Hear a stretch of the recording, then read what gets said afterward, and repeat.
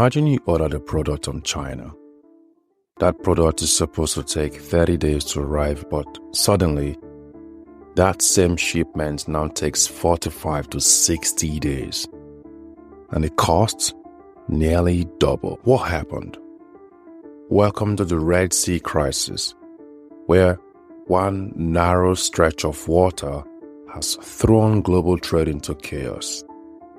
In today's episode, we're unpacking Red Sea Reroute and why ocean freight prices spiked up, and how carriers are scrambling, and why businesses and consumers are footing the bill.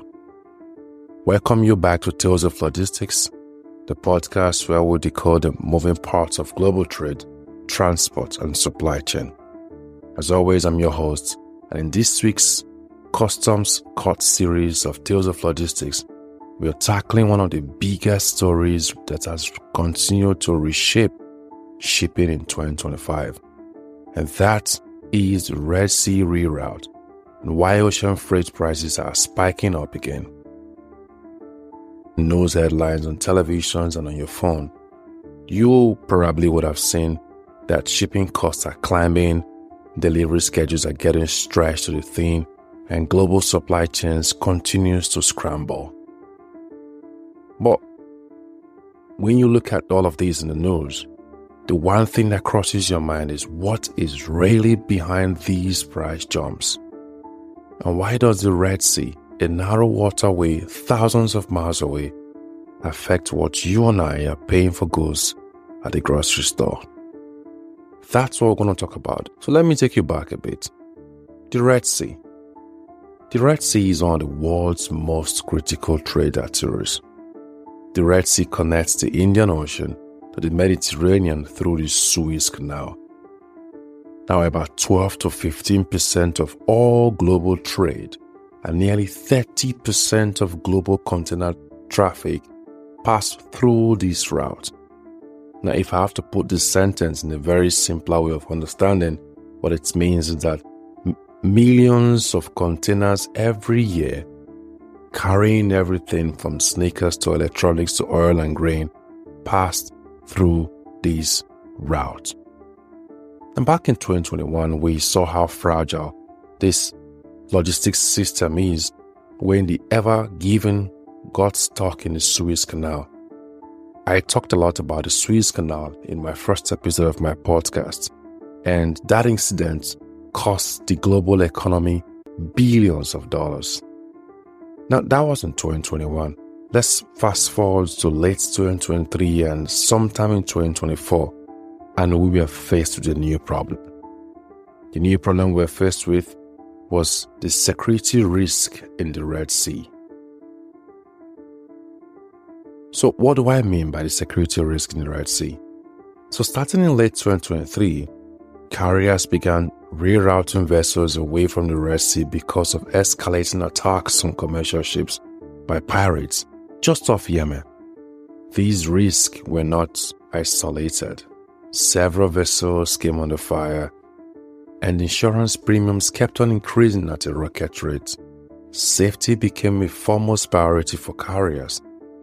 And to achieve these foremost priorities, marine logistics professionals had to come together to think about a solution for this.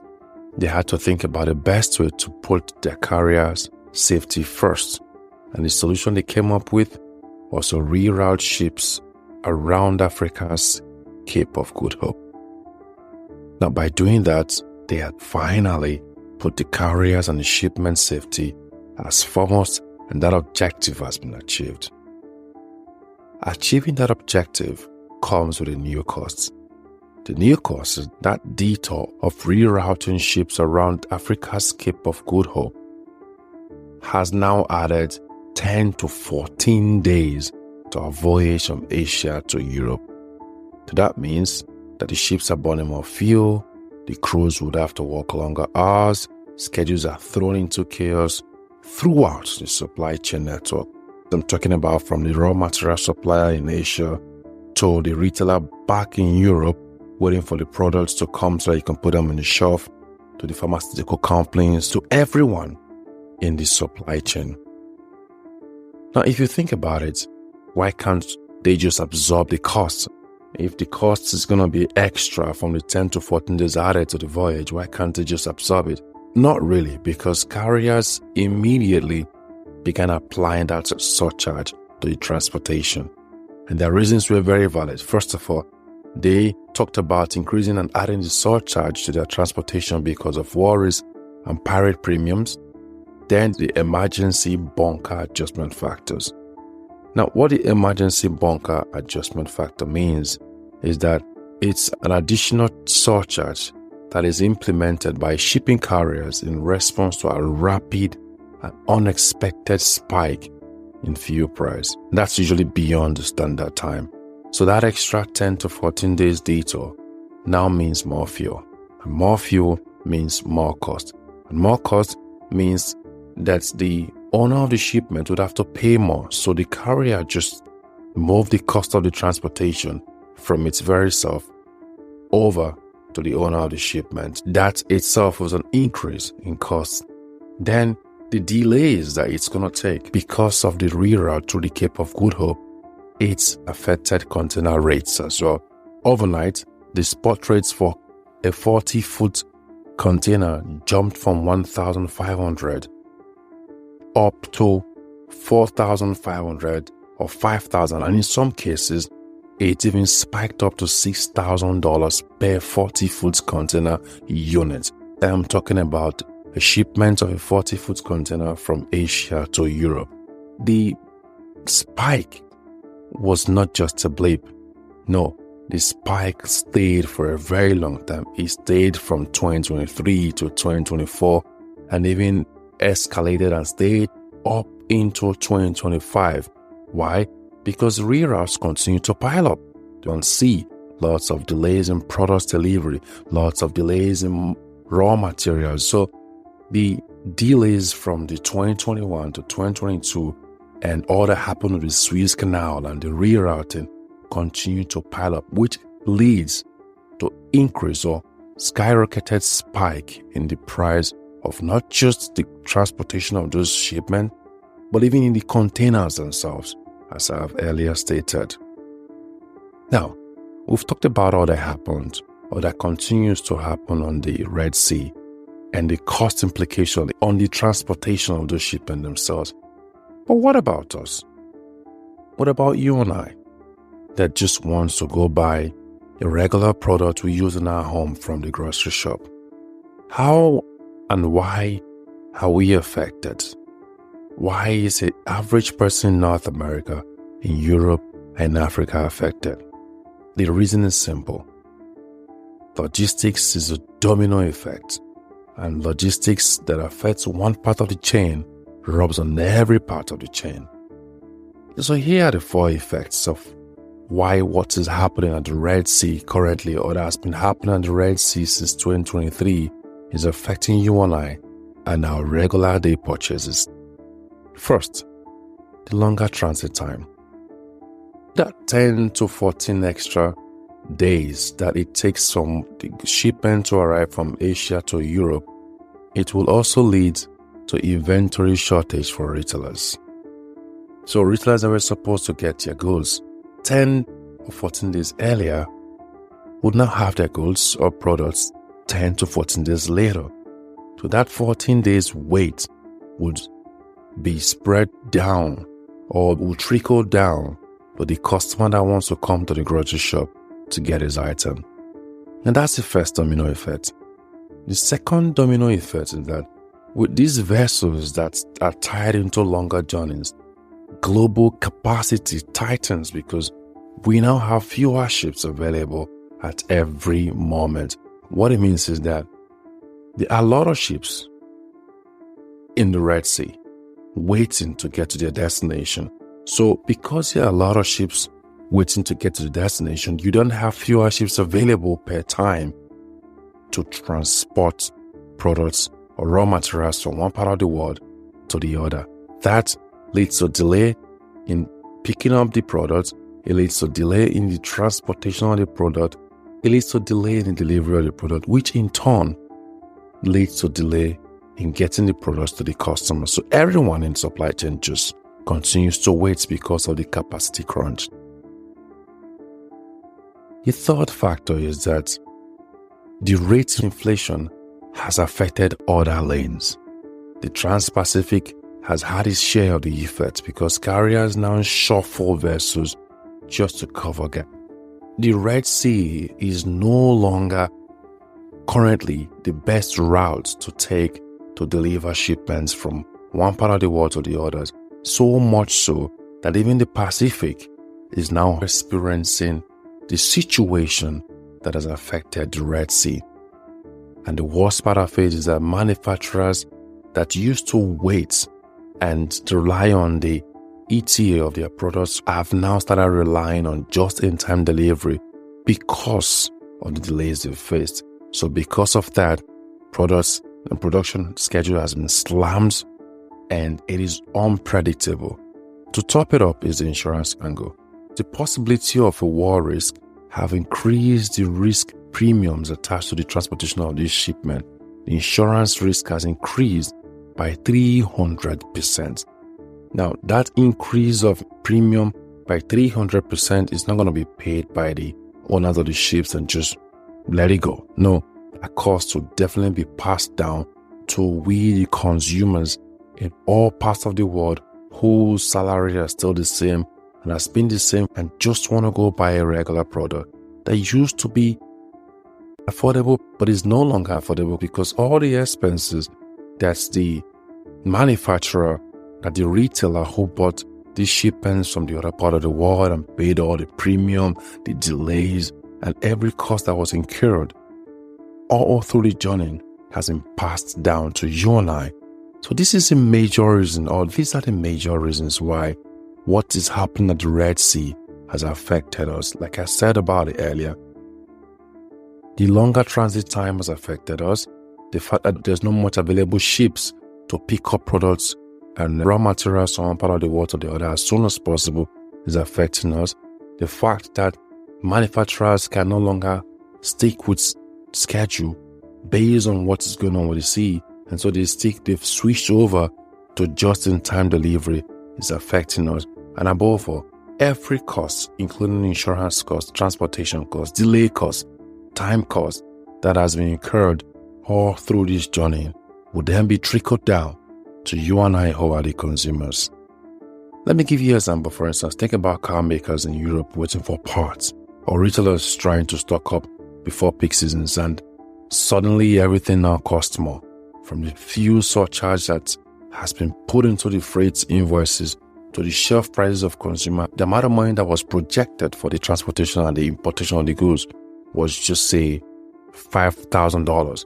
But with everything that has happened so far, that price definitely has increased by, say, 40% or 50%.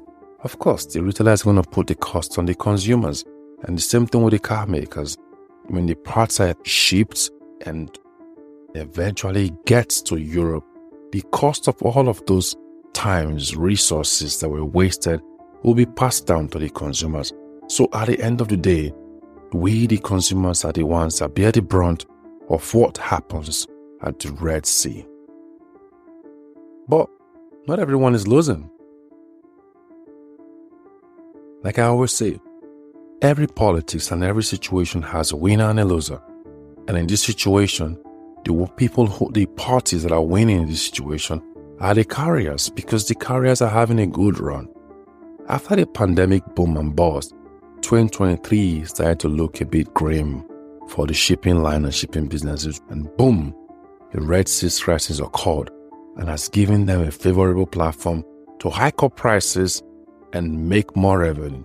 Rates rebounded, vessels sailed full again, and carriers began to renegotiate contracts and having the leverage to boost or put in more prices to renegotiate for higher pays in their contract. So although the consumers at the bottom of the supply chain are suffering from it, the retailers and the manufacturers are suffering from it, the carriers themselves are not suffering from it. The carriers are actually happy because they have a lot of shipments to move, they have a more negotiating power, they stay longer on sea, and all those surcharges just makes them make more money. But if you flip it, there are people who are suffering from it. So the importers have to pay more, the importers have to wait longer for their shipments to arrive at the port, and that has increased the risk of delivery and the risk of meeting up certain deadlines. Some companies even have to switch from marine transportation to air transportation. And as we know, air transportation is 10 times more expensive than marine and land transportation. Other companies who can make do with rail transportation have switched on to rail transportation. And although that mode of transportation has its own risk, companies, manufacturers, producers are switching to alternative routes because they do not want to wait many days before they can get the item and still spend more money. And when they do get the item, there's also a possibility that they may have long past the deadline or even lose customers. So rather than waiting to lose customers and waiting for weeks for a shipment to get to the port, companies are taking alternative routes. And at the end of the day, all of the expenses that is being incurred in these alternative routes will definitely come to the consumers, which happens to be you and I. Until date, in August 2025, the Red Sea detours are still happening. Carriers are signaling that even if the situation stabilizes, rate volatility will stick. Why? Because this event exposed the deeper truth. The truth is that our supply chain are highly concentrated. One choke point, one situation that is disrupted can send shockwaves across the whole world, across the whole network of supply chain. One politics, one disruption, one choke point, and the whole supply chain network is disrupted. So it's so concentrated, and something has to be done about that. So what should be done about it, or what do we see in the foreseeable future? From the trajectory we're beginning to see, trade is beginning to shift to overland corridors. There have been a lot of nearshoring occurring in various continents recently, and that's a good sign of diversification of routes. Also, companies have come to realize that the cheapest option is not always the safest, because if your consumers cannot wait enough until they receive their products, you're losing customers. And if you keep missing deadlines, you're losing money. And if your customers cannot afford to buy your products on the shelf because they are too expensive, you're losing money. So businesses are beginning to rethink which is better, safe or cheap, which is more important, resilience or cost. What one will help us achieve our business objective? What one will help us meet customers' demand on time? So we are beginning to see diversification, changes in how businesses are operating.